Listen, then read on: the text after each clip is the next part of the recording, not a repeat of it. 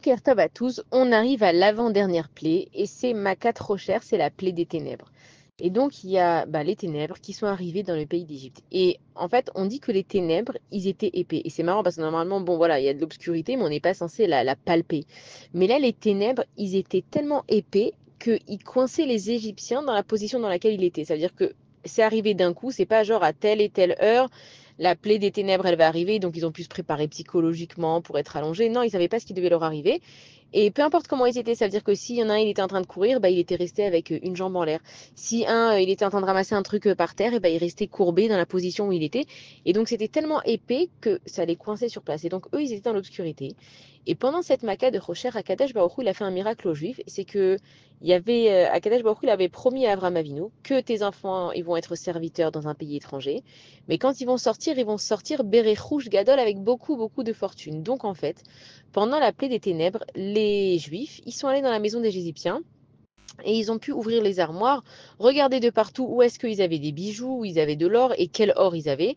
Et comme ça, quand la Maca de Rocher elle était finie, ils sont allés chez les Égyptiens, ils leur ont demandé leur or et leur argent et ils pouvaient pas dire ah non, moi j'ai pas. Ils leur disent non, non, t'as exactement ça dans tel et tel endroit, dans telle et telle chose. Et puis on peut se poser la question et on peut se dire mais alors quoi? Alors on est les Juifs, on est des voleurs, on est sortis d'Égypte en volant. Mais en fait, ce qu'il faut savoir, c'est que Paro, il nous a pris comme esclaves et on ne devait pas être des esclaves. Personne n'a le droit de décider qui va être son esclave ou pas. Et donc, en fait, nous, on a travaillé pour Paro, on a travaillé pour le peuple égyptien et on sait que tout travail mérite salaire. Normalement, ils auraient dû nous payer pour enfin, la servitude qu'on a eue.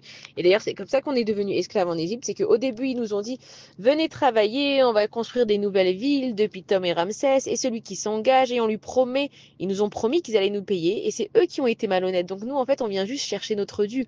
Donc celui qui vient et qui dit, mais alors les Juifs, c'est que des voleurs, ils ont volé aux Égyptiens toute leur fortune, ils ont profité de la plaie des ténèbres pour voler les Égyptiens. Non, on vient non seulement récupérer notre dû, mais vu toutes les années qu'on a travaillé là-bas, toute la servitude qu'on a eue, toutes les souffrances qu'on a eues, Akadosh Baruch Hu, c'est lui-même en fait qui a obligé les Égyptiens à nous donner de l'argent et que cet argent, elle nous est indu. Maintenant, cette maquette de Rocher, elle est venue aussi parce que les Égyptiens, ils forçaient les Juifs à leur tenir des lampes. Maintenant, à l'époque, il n'y avait pas comme l'électricité comme aujourd'hui. Ça veut dire que ils prenaient des bougies et donc dans une bougie, forcément, la cire, elle tombe.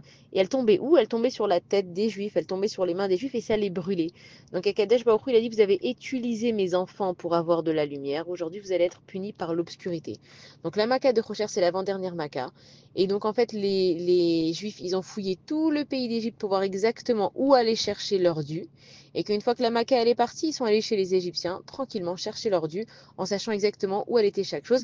Et aussi, en sachant que les Égyptiens, ils avaient volé de l'argent, parce que les Juifs aussi, ils avaient amassé quand même quelques fortunes, ils avaient volé les Juifs, donc on a simplement récupéré ce qui est à nous et que Be'ezrat Hachem, on sait que ce qui est arrivé va nous arriver. De la même façon, on a vu aussi pendant la Seconde Guerre mondiale et toutes les pogroms qu'on a eu, les inquisitions, les Juifs, Baruch Hachem, ils ont toujours été entourés d'argent parce qu'Akadosh Baruch Hu, c'est lui qui a la parnassa dans le monde, c'est lui qui a l'argent et donc il le donne aussi à ses enfants. Et ben plein de fois, voilà, on a été expulsés. Après la Shoah, il y a des Juifs qui sont partis de leur maison. Les Allemands, ils sont venus habiter carrément dans les maisons. Et toutes ces fortunes, elles ont été perdues. Enfin, nous, on pense jusqu'à aujourd'hui que c'est perdu. Il faut savoir que Maaseh Avot, Siman Labanim, ce qui est arrivé à nos pères, arrivera aussi aux enfants.